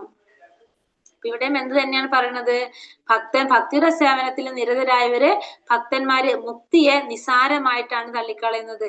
ഇപ്പൊ ഭഗവാൻ ആത്മജ്ഞാനം പ്രത്യക്ഷമായത് തന്നെ എന്തിനാണ്? ഭഗവാൻ ആത്മജ്ഞാനം എന്നാൽ എന്തെന്ന് മനസ്സിലാക്കാനായിട്ട് വിഷമമാണ്. അങ്ങവിടെ പ്രത്യക്ഷമായത് തന്നെ എന്തിനാണ്? ആത്മജ്ഞാനം പകരാൻ വേണ്ടിയിട്ടാണ് അങ്ങവിടെ പ്രത്യക്ഷമായത്. അതുകൊണ്ട് തന്നെ ജീവൻ മുക്തരായിട്ടുള്ള ആത്മീയ ആചാര്യന്മാരുടെ ബന്ധം പുലർത്താൻ വേണ്ടിയിട്ട് ഗാർഹികമായിട്ടുള്ള സുഖാനുഭൂതികളെല്ലാം ത്യജിച്ച് ഇവിടെ എത്തിയിരിക്കുന്നവരും അങ്ങേക്ക് വേണ്ടി ഭക്തിയുടെ സേവനം ചെയ്യാനായിട്ട് നിരതരുമായിട്ടുള്ള ഭക്തന്മാർ മുക്തിയെ നിസ്സാരമായി തള്ളിക്കളയുന്നു. അപ്പൊ ആചാര്യന്മാരുമായിട്ട് ഒരു ബന്ധം പുലർത്തി ആ ഗാർഹികമായിട്ടുള്ള സുഖങ്ങളെല്ലാം ത്യജിച്ച് ഇവിടെ ഇരിക്കുന്ന എന്തിനാണ്? ഭക്തിര സേവന നിരതരായിട്ടുള്ളവര്. അവരെന്തും കളയാണ്? മുക്തി പോലും ആർക്ക് വേണ്ട? ഭക്തന്മാർക്ക് വേണ്ട. ഇതാരാ പറയണത്? ശ്രുതികൾ പ്രാർത്ഥിക്കുന്നതാണ്. എല്ലാം എന്തിലേക്കാണ് പോണത്? ഭക്തിര സേവനത്തിന്റെ പ്രാധാന്യം, ആ ഭക്തിര സേവനത്തിന്റെ വിശേഷത. ഭക്തിര സേവനത്തിന്റെ ഒപ്പം ഒന്നുമില്ല നമുക്ക് പറയാം. ആത്മീയ ജ്ഞാനം എന്നാൽ ഓരോരുത്തരുടെയും സത്യത്തെയും പരമാത്മാവിനെയും കുറിച്ചുള്ള ജ്ഞാനമാണെന്ന് ഇവിടെ പറഞ്ഞു വെച്ചിരിക്കുന്നു. ജീവാത്മാവും പരമാത്മാവും ഗുണപരമായി നോക്കുമ്പോൾ ഒന്ന് തന്നെ. അപ്പോൾ അവ രണ്ടും ബ്രഹ്മമാണ് അഥവാ ആത്മാവാണ്. എന്നാൽ ബ്രഹ്മജ്ഞാനം എന്നത് എളുപ്പം നേടാവുന്നതല്ല. ആത്മീയജ്ഞാനം എന്ന് വെച്ചാൽ എന്താണ്? ഓരോരുത്തർക്കും ആ ആത്മാവിനെ കുറിച്ചും പരമാത്മാവിനെ കുറിച്ചുള്ള ജ്ഞാനമാണ് എന്ത് പറഞ്ഞിരിക്കുന്നത്? ആത്മീയജ്ഞാനം. ജീവാത്മാവും പരമാത്മാവും ഗുണപരമായിട്ട് നോക്കുമ്പോൾ എങ്ങനെയാണ്? ഒന്ന് തന്നെയാണ്. പക്ഷെ അപ്പോ അവ രണ്ടും എന്താണ്? ബ്രഹ്മമാണ് അഥവാ ആത്മാവാണ്. എന്നാൽ ബ്രഹ്മജ്ഞാനം എന്നത് എളുപ്പം നേടാനല്ല. അപ്പൊ ബ്രഹ്മജ്ഞാനം നമുക്ക് എളുപ്പത്തിൽ നേടാനായിട്ട് സാധിക്കുന്നതല്ല. ആത്മാവിനെ കുറിച്ചുള്ള അന്വേഷണത്തിൽ ഏർപ്പെട്ടിരിക്കുന്ന അനേകം ദാർശനികന്മാരുണ്ട്. പക്ഷെ അവരാരും തന്നെ ഈ വിഷയത്തിൽ കാര്യമായ പുരോഗതി ഒന്നും നേടിയിട്ടില്ല. ലക്ഷത്തിൽ ഒരുവനായിരിക്കും ആത്മജ്ഞാനത്തിന് വേണ്ടി ശ്രമിക്കുന്നത്. അങ്ങനെ ശ്രമിക്കുന്ന ലക്ഷക്കണക്കിന് ആളുകളിൽ ഒരുവനായിരിക്കും അത് നേടുന്നത് എന്ന് ഭഗവത്ഗീത പറയുന്നുണ്ട്. നമുക്കറിയാം അല്ലെ? കുറെ പേരില് 1000 പേരില് ഒരാളായിരിക്കും ഭഗവാനെ കുറിച്ച് അന്വേഷിക്കുന്നത്. അന്വേഷണം നടത്തുന്നതില് ഭഗവാനെ നേടാൻ സാധിക്കുന്നത് ആർക്കാണ്? അതിലൊരാൾക്കായിരിക്കും. അങ്ങനെ വരുന്ന ലക്ഷങ്ങളിൽ ഒരാൾക്കായിരിക്കും ഭഗവാനെ കുറിച്ച് അറിയാനും ഭഗവാനെ നേടാനായിട്ടും സാധിക്കുന്നത്. ഇതൊക്കെ ജസ്റ്റ് മനസ്സിലാക്കാൻ വേണ്ടിയിട്ട് തരുന്നതാണ്. നമ്മൾ വലിയ ചിന്തിക്കേണ്ട, ടെൻഷൻ അടിക്കേണ്ട. ഇതൊക്കെ പഠിക്കേണ്ടി വരുമെന്ന് ആലോചിച്ചിട്ട്. ഭാഗവതം 11-ാം സ്കന്ധം 14-ാം അധ്യായം 14-ാം ശ്ലോകത്തിൽ പറയുന്നു, ഭഗവാൻ വീണ്ടും പറയുന്നത് എന്താണ്? ഉദ്ധവരെ, എന്നെ കുറിച്ചും എന്റെ പ്രവർത്തനങ്ങളെ കുറിച്ചും ഉള്ള ചിന്തകൾ കൊണ്ട് നിറഞ്ഞ മനസ്സോടു കൂടിയവൻ ബ്രഹ്മപദമോ ഇന്ദ്രപദവിയോ സർവ്വലോകാധിപത്യമോ ഷട്ടൈശ്വര്യ സിദ്ധിയോ എന്തിനധികം മുക്തി പോലും ആഗ്രഹിക്കുന്നില്ല. ഇവിടെ എന്താ പറയണത്? എന്റെ പ്രാർത്ഥനകളെ കുറിച്ച് ചിന്ത കൊണ്ട് മനസ്സ് ബ്രഹ്മപദം ആഗ്രഹിക്കുന്നില്ല, ഇന്ദ്രപദവി ആഗ്രഹിക്കുന്നില്ല, സർവ്വലോകാധിപത്യം ആഗ്രഹിക്കുന്നില്ല, ഷട്ടൈശ്വര്യങ്ങൾ ഇതൊന്നും ആരാഗ്രഹിക്കുന്നില്ല. അഷ്ടൈശ്വര്യങ്ങളാണ്, ഷട്ടല്ല, അഷ്ടൈശ്വര്യ സിദ്ധിയോ എന്തിനധികം മുക്തി പോലും ആഗ്രഹിക്കുന്നില്ല. അപ്പൊ ഭഗവാന്റെ ഉദ്ധവരോട് പറയാണ്, എന്നെ കുറിച്ചും എന്റെ പ്രവർത്തനങ്ങളെ കുറിച്ചുള്ള ചിന്തകൾ കൊണ്ട് നിറഞ്ഞ മനസ്സോട് കൂടിയവൻ. ഭഗവാനെ കുറിച്ച് ചിന്തിച്ചു കൊണ്ടിരിക്കുക, ഭഗവാന്റെ ലീലകളെ കുറിച്ച് ചിന്തിച്ചു കൊണ്ടിരിക്കുന്ന വ്യക്തി ബ്രഹ്മപദം ആഗ്രഹിക്കുന്നില്ല, ഇന്ദ്രപദവി ആഗ്രഹിക്കുന്നില്ല, സർവ്വലോകാധിപത്യം ആഗ്രഹിക്കുന്നില്ല, അഷ്ടൈശ്വര്യ സിദ്ധിയോ മുക്തി പോലും വേണ്ട. എന്ത് മാത്രം മതി? ഭഗവത് സേവനം. അത് മാത്രാണ് ആഗ്രഹിക്കുന്നത്. ദാമോദര ഭഗവാനോടുള്ള പ്രാർത്ഥന. ഇനി നാളേക്ക് മതിയോ? ക്വസ്റ്റ്യൻ ആൻസർ നോക്കാല്ലേ മറ്റേ? അതാ നല്ലത് തോന്നുന്നു.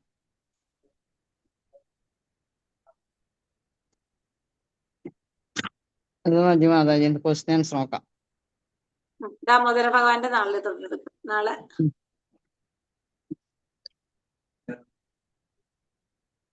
നോട്ട് ചെയ്തോളൂ. അതാ 55 പേജ് നോട്ട് ചെയ്തു.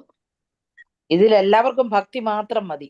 ഇന്നത്തെ തേങ്ങ ഇടിച്ചു വെച്ചതും ഭാഗവതം പഠിക്കുകയാണെങ്കിൽ കുറച്ച് ഈസി ആയിരിക്കും. അല്ലാതെ ഇല്ലെങ്കിൽ ഇത് കഴിഞ്ഞ് അല്ല, ഇത് നമുക്ക് എന്തിനാ തരുന്നതെന്നറിയോ? ഇത് ഭാഗവതത്തിന്റെ പോയിന്റ്സ് വെച്ചിട്ട് നമുക്ക് മനസ്സിലാക്കാൻ വേണ്ടി. ഇത് നമുക്ക് കാണാതെ പഠിച്ചിട്ട് പറ്റില്ല, കാരണം എന്തായാലും മറന്നുപോകും. പക്ഷെ നമുക്ക് മനസ്സിലാക്കാൻ പറ്റും. ആ ഭക്തിയുടെ സേവനം എങ്ങനെയാണെന്നുള്ളത് നമുക്ക് ഭാഗവതത്തിൽ ഓരോരുത്തർ പറയുന്നത് അനുസരിച്ച് നമുക്ക് മനസ്സിലാക്കാൻ സാധിക്കില്ല. അതിന് വേണ്ടിയിട്ടാണല്ലോ ഇതിങ്ങനെ പറഞ്ഞിരിക്കുന്നത്. കാരണം ഭാഗവതം എന്ന് പറഞ്ഞാൽ നമ്മൾ പറഞ്ഞില്ല, ഭഗവാന്റെ ശുദ്ധ ഭക്തന്മാര് ഭഗവാനെ കുറിച്ചും പറഞ്ഞിരിക്കുക. അപ്പൊ അതിൽ പറഞ്ഞിരിക്കുന്നത് മുഴുവനും കോട്ട് ചെയ്തിട്ട് ഇതിൽ പറഞ്ഞിരിക്കുന്നത് മാത്രം നമ്മളത് മനസ്സിലാക്കി പോയാൽ മതി. ഇത് കാണാതെ പഠിക്കാനായിട്ട് നമുക്ക് ഓർമ്മ ഉണ്ടാവില്ല. കാരണം ശ്ലോക നമ്പറും സ്കന്ധവും അതൊന്നും നമുക്ക് ഓർമ്മ ഉണ്ടാവില്ല. നമ്മളെ ക്വസ്റ്റ്യൻ ആൻസർ മാതാജി ഇട്ടിട്ടുണ്ടോ? മാതാജിന്ന് മാതാജി ഇട്ടിട്ടുണ്ട്. ഏതാണ്? നമ്മള് L3 ആണ് അല്ലെ? L3യുടെ ഞാൻ കണ്ടിട്ടില്ല കേട്ടോ. മാതാജി പറഞ്ഞു. കിട്ടി 7:30. 3 അല്ലേ മാതാജി? 3. ഭക്തിയുടെ സേവനത്തിന്റെ വിത്ത് ലഭ്യമാകുന്നത് എങ്ങനെ?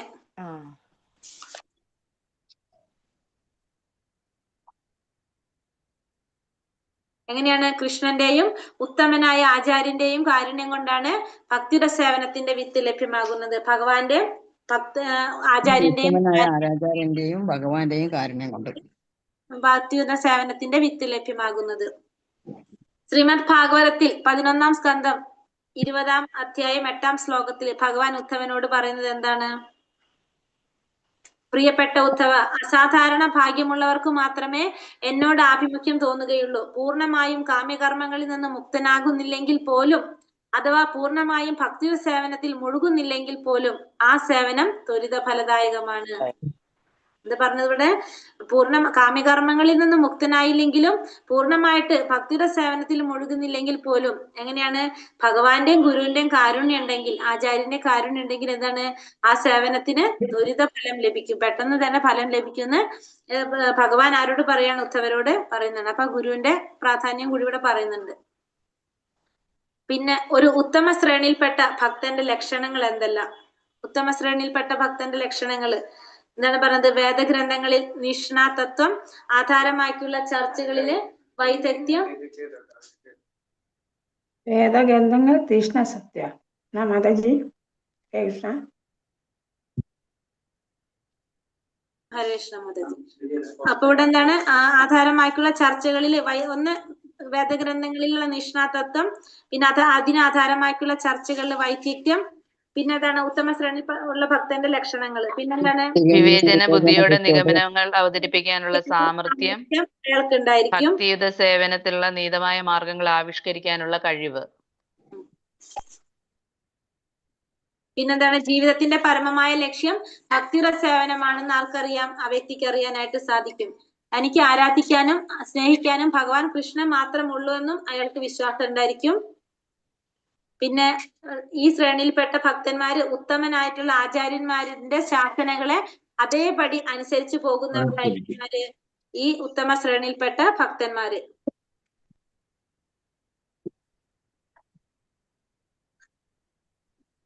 പ്രകാരം പഠിപ്പിക്കാനും ആത്മീയ ഗുരു ആയിത്തീരാനും പറ്റിയ രീതിയിൽ ശിക്ഷണം ലഭിച്ചിട്ടുള്ളത് കൊണ്ട് അയാളെ ഉത്തമ ഭക്തനായിട്ട് കണക്കാക്കാനായിട്ട് സാധിക്കും. നമ്മളെ രീതിയിൽ എഴുതിയാൽ മതി, അത് മുഴുവൻ എഴുതണമെന്നില്ല. എങ്ങനെയുള്ളവരാണ് മധ്യമ ശ്രേണിയിൽപ്പെടുന്ന ഭക്തന്മാര്? മതഗ്രന്ഥങ്ങളെ ആധാരമാക്കി ന്യായവാദം നടത്തുന്നതിൽ വലിയ സാമർഥ്യമൊന്നും അവകാശപ്പെടാനില്ലെങ്കിലും ലക്ഷ്യത്തെക്കുറിച്ച് ദൃഢമായ വിശ്വാസമുള്ളവരാണ് രണ്ടാമത്തെ മധ്യമാധികാരികൾ. എന്നുവെച്ചാല് ഭക്തിയുതമായ കൃഷ്ണ സേവനത്തിലെ നടപടിക്രമങ്ങളിൽ ഇവർക്ക് അചഞ്ചലമായ വിശ്വാസമുണ്ട്. പക്ഷെ തന്റെ തീരുമാനത്തിന് അനുരൂപമായ വാദഗതികൾ മുന്നോട്ട് വെക്കാനുള്ള കഴിവ് അയാൾക്കുണ്ടായി എന്ന് വരില്ല. പക്ഷെ അതേസമയം അവർക്ക് എന്തറിയാം? കൃഷ്ണനാണ് ആരാധിക്കപ്പെടാനും സ്നേഹിക്കപ്പെടാനും യോഗ്യമായ പരമമായ വസ്തു അറിയുന്നതാണ്. അപ്പൊ ഭഗവാനാണ് പരമദിവ്യോത്തമ പുരുഷൻ എന്നാർക്കറിയാം? മധ്യമാധികാരിക്ക് അറിയാനായിട്ട് സാധിക്കും. പക്ഷെ അവർക്ക് എന്തറിയണമെന്നില്ല? തർക്കിക്കാനായിട്ട് അല്ലെങ്കിൽ വാദഗതികൾ മുന്നോട്ട് വെക്കാനുള്ള ഒരു കഴിവ് അവർക്ക് ഉണ്ടായിരിക്കണം എന്നില്ല.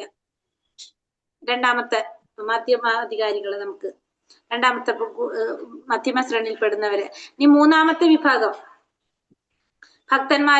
വിഭാഗം ഭക്തരെ പറയുന്നത് എന്താണ്? അവരെ കുറിച്ച് വിശദമാക്കുക. മൂന്നാമത്തെ കൂട്ടര് ഇവരുടെ വിശ്വാസം ശക്തമല്ല. മതഗ്രന്ഥങ്ങളുടെ തീരുമാനത്തെ ഇവർ അംഗീകരിക്കുന്നില്ല. ശക്തമായ വാദഗതികൾക്ക് മുമ്പിൽ ഇവരുടെ വിശ്വാസം തകർന്നു പോകുന്നു. പിന്നെ ലക്ഷ്യത്തെ കുറിച്ച് വ്യക്തമായിട്ടുള്ള ഒരു ബോധവും ഇവർക്കില്ല.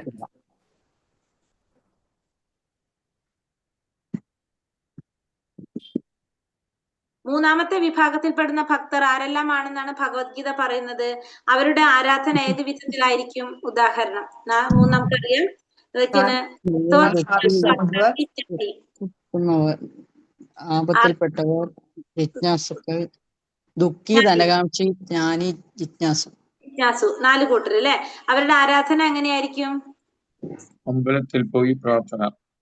അവരെല്ലാം ഭക്തിയുടെ സേവനത്തിൽ അവരുടെ സ്വാർത്ഥ സംതൃപ്തിക്കായിട്ട് അവരെ ആവശ്യങ്ങൾ നടക്കുന്നതിന് വേണ്ടി പ്രാർത്ഥിക്കണം. ആരാധനാലയത്തിൽ എത്തിയിട്ട് സ്വന്തം ഭൗതിക ദുഃഖത്തിന് ആശ്വാസം കിട്ടാനും ഭഗവാനെ പ്രാർത്ഥിക്കുന്നു. സാമ്പത്തിക കാര്യങ്ങൾക്ക് വേണ്ടിയിട്ട് ഭഗവാൻ ആരാധിക്കുന്നവരാണ് അവര്. ഇതിന് ഉദാഹരണം പറയുന്നുണ്ടല്ലോ, ഉദാഹരണം ചോദിച്ചിട്ടുണ്ടോ? ധ്രുവ മഹാരാജാവ് നമുക്കറിയാവുന്നതാണ്. അതിന് ഉദാഹരണം നമുക്ക് അറിയുണ്ടാവും അല്ലെ? ധ്രുവ മഹാരാജാവ്. പിന്നെ ആരാണ്? ഗജേന്ദ്രൻ. പിന്നെ ശൗനക ഋഷികള്, പിന്നെ ശുഗദേവ ഗോസ്വാമി, പിന്നെ ആരാണ്? പരീക്ഷിത്ത് ജിജ്ഞാസ. അതെ, അവരൊക്കെ എന്താണ് നമുക്ക് എക്സാമ്പിൾ ആയിട്ട് പറയാനായിട്ട് സാധിക്കും. നമുക്ക് അറിയുന്നതല്ല അതെല്ലാവരും എക്സാമ്പിള്. അവരും ഇല്ലേ മാതാജി? കുമാരന്മാരില്ലല്ലോ. ദ്രൗപദി ദുഃഖത്തിന് ദ്രൗപദി വരുന്നുണ്ട്, ദുഃഖിതർ. പിന്നെ സുഗ്രീവനുണ്ട്, കനകാംക്ഷിക്ക് വരുന്നുണ്ട് സുഗ്രീവൻ. പിന്നെ വന്നിട്ട് വരുന്നുണ്ട്. പിന്നെ ശുഗദേവ ഗോസ്വാമി ജ്ഞാനിക്ക് വരുന്നുണ്ട്. ജിജ്ഞാസുവിന് പരീക്ഷത്ത് വരുന്നുണ്ട്. അങ്ങനല്ലേ നമ്മൾ പഠിച്ചിട്ടുണ്ടല്ലോ അത്. ഗജേന്ദ്രനുണ്ട്. 4 തരം ആരംഭ ഭക്തരിൽ ജ്ഞാനിയാണ് ഭഗവാൻ ഏറ്റവും പ്രിയമെന്ന് പറയാൻ കാരണം ജ്ഞാനിക്ക് കൃഷ്ണാഭിമുഖ്യമുണ്ടായാൽ ഒരിക്കലും ഭൗതിക ലാഭങ്ങൾക്ക് വേണ്ടി കൈ നീട്ടുകയില്ല എന്നതാണ്. അതെ, ഭൗതികമായിട്ടുള്ള ലാഭങ്ങൾക്ക് വേണ്ടി ഒരിക്കലും കൈനീട്ടുന്നില്ല. അതുകൊണ്ടാണ് ജ്ഞാനി ഭഗവാനോട് ഒന്നും ആവശ്യപ്പെടുന്നില്ല. സാമ്പത്തിക ദുരിത നിവർത്തിയോ ഒന്നും ആരാഗ്രഹിക്കുന്നില്ല. ജ്ഞാനി ഒരിക്കലും ആഗ്രഹിക്കുന്നില്ല. ഒരുവൻ ഭക്തി സേവനത്തിന് യോഗ്യത നേടുന്നത് എപ്പോഴാണെന്നാണ് ഭഗവത്ഗീത ഉറപ്പിച്ചു പറയുന്നത്? ജീവാത്മാക്കളെ മുഴുവൻ തുല്യനില കാണാനുള്ള അവസ്ഥ വരുമ്പോൾ ഒരുവൻ ഭക്തി സേവനത്തിന് വേണ്ടി യോഗ്യത നേടുന്നു. എല്ലാവരെയും ഒരേപോലെ കാണാനായിട്ട് ഉള്ള ഒരു അവസ്ഥയിലേക്ക് എത്തുമ്പോ.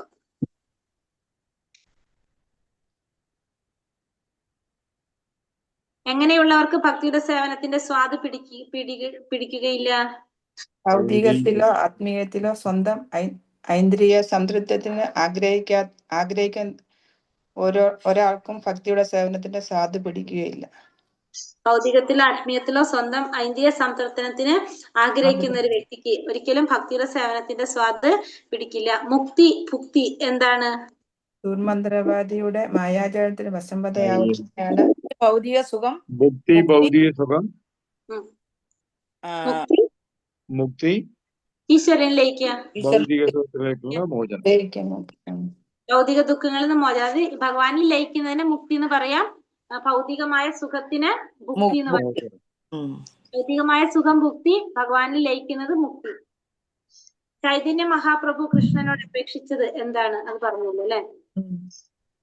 ചൈതന്യ മഹാപ്രഭു ഭഗവാനോട് അപേക്ഷിച്ചത് എന്താണ്? നന്ദപുത്ര, അസംഖ്യം അനുഗാമികളുടെയോ അളവറ്റ സമ്പത്തിന്റെയോ സുന്ദരിയായ ഭാര്യയുടെയോ രൂപത്തിലുള്ള ഭൗതിക സുഖമോ ഭൗതിക ജീവിതത്തിൽ നിന്നുള്ള വേർപെടലുകളോ എനിക്ക് വേണ്ട. തുടരെ എത്ര ജന്മങ്ങൾ വേണമെങ്കിലും ഉണ്ടാവട്ടെ, എനിക്ക് ഒരേ ഒരു പ്രാർത്ഥനയുള്ളൂ. അങ്ങനെയുള്ള ഭക്തി എന്നെന്നും അചഞ്ചലമായി. എന്താ ആ പ്രാർത്ഥന ഓർമ്മയുണ്ട്? ആർക്കെങ്കിലും പരിചയമുണ്ടത്? ശിക്ഷാഷ്ടകത്തിൽ ചൊല്ലുന്ന വരികളാണത്. രാവിലെ ശിക്ഷാഷ്ടകത്തിൽ ചൊല്ലുന്ന വരികളാ. നാഥനം പരിചയമുണ്ടോ? ശിക്ഷാഷ്ടകത്തിൽ ചൊല്ലുന്നത് നാഥനം നാജനം സുന്ദരിയും കവിതാം വ ജഗദീശ കാമയ എന്ന് പറഞ്ഞിട്ട് കേട്ട് പരിചയമുണ്ടോ അല്ലെ? അതാണ് ശിക്ഷാഷ്ടകത്തിലെ ആകെ 8 വരികളാണ്. 8 സ്റ്റാൻസകളാണ് ആര് പറഞ്ഞിരിക്കുന്നത്? ചൈതന്യ മഹാപ്രഭു തന്നിരിക്കുന്നത്. അതിൽ പറഞ്ഞിരിക്കുന്നതാണ് എനിക്ക് എന്ത് ആവശ്യമില്ല എന്ന് പറഞ്ഞത്. അനുഗാമികൾ വേണ്ട, സമ്പത്ത് വേണ്ട, സുന്ദരിയായ ഭാര്യ, ഭൗതികമായ സുഖങ്ങളോ ഒന്നും വേണ്ട. എനിക്ക് എന്തുമാത്രം മതി? ഭഗവാനോടുള്ള ഭക്തി. അതെന്നും അചഞ്ചലമായിട്ട് നിൽക്കണം എന്ന് മാത്രമാണ് ആരാഗ്രഹിക്കുന്നത്? ചൈതന്യ മഹാപ്രഭു പ്രാർത്ഥിക്കുന്നത്. ശ്രീമദ് ഭാഗവതം 4:9-10 ധ്രുവകുമാരൻ പറയുന്നത് എന്താണ്? ഭഗവാൻ അങ്ങയുടെ പാതാരബിന്ദങ്ങളുടെ ധ്യാനത്തിൽ മുഴുകുമ്പോൾ ശുദ്ധ ഭക്തന്മാർ അനുഭവിക്കുന്ന അതീന്ദ്രിയമായ ആനന്ദത്തിന്റെ സമീപത്തെങ്ങും എത്താൻ ആത്മസാക്ഷാത്കാരത്തിലൂടെ നിർവ്യക്തിവാദികൾക്ക് അനുഭവിക്കുന്ന ആനന്ദത്തിന് സാധ്യമല്ല. അങ്ങനെയിരിക്കെ ഏറിപ്പോയാൽ സ്വർഗീയ സ്ലോകങ്ങളിലേക്ക് ഉയർത്തപ്പെടാൻ മാത്രം സാധ്യതയുള്ള കാമ്യകർമ്മികൾക്ക് എങ്ങനെയാണ് അങ്ങയെ മനസ്സിലാക്കാൻ സാധിക്കുക? അവരുടെ ആനന്ദം എങ്ങനെയാണ് ശുദ്ധഭക്തന്മാർ അനുഭവിക്കുന്ന ആനന്ദത്തിന് സമാനമാകുക? ഞാൻ ആര് പറഞ്ഞത്? ധ്രുവ പറയുന്നത് ധ്രുവ മഹാരാജാവ് ഭാഗവതത്തിൽ പറയുന്നത്.